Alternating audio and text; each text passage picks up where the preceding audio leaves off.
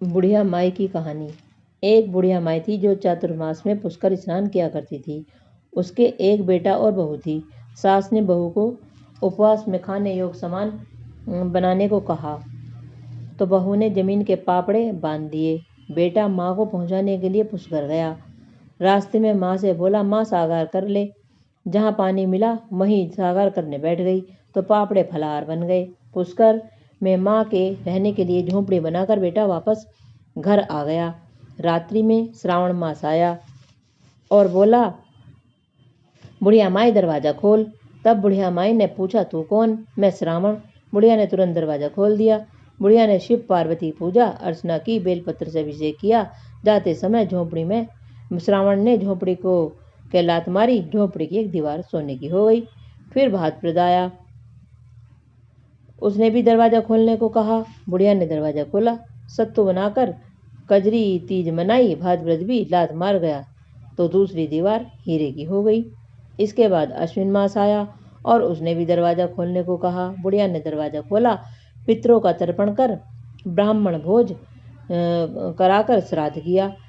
नवरात्रि में माँ दुर्गा को अखंड ज्योति जलाकर प्रसन्न किया। सत्य की विजय दिवस के रूप में बुराई का अंत की खुशी में दशहरा मनाया। अश्विनी मास ने लात मारी और तीसरी दीवार भी बहुमूल्य रत्नों से जड़ित हो गई।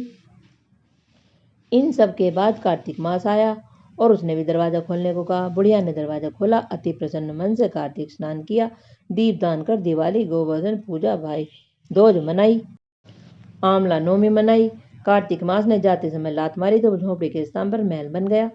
बुढ़िया तन मन धन से गरीबों की सेवा कर भजन कीर्तन में अपना समय व्यतीत करने लगी।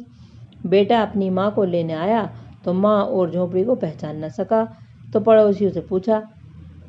उन्होंने बताया तो बेटा माँ के चरणों में गिरकर बोला, माँ घर चलो। सारे सामान के साथ घर ले आया। सास के ठाठ देखकर बहू के मन में लालच आ गया और उसने अपनी माँ को भी पुष्कर छोड़कर आने को कहा तो उसका पति अपनी सास को भी छोड़ आया। माँ सास 4 समय भोजन करती और दिन भर सोती। चारों मास आए और आकर चले गए। जाते जाते झोंपड़ी को लात मारी और झोंपड़ी गिर गई। बहू की माँ गधी की योनि में चली गई, क्योंकि औरत लक्ष्मी का रूप है और उसे लक्ष्मी की तरह चंचल होना चाहिए। भगवान की पूजा और अतिथि का सम्मान करना चाहिए। चौमासे के बाद बहू ने कहा, अब माँ को ले आओ। जब जमाई सास को लेने गया तो कहीं न मिली।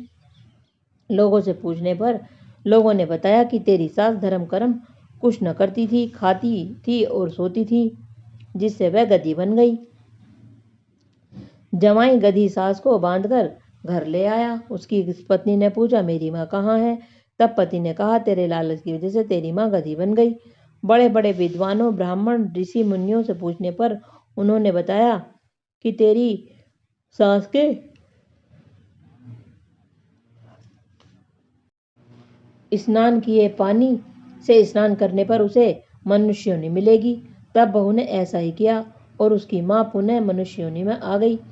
हे पुष्कर महाराज जी, जैसे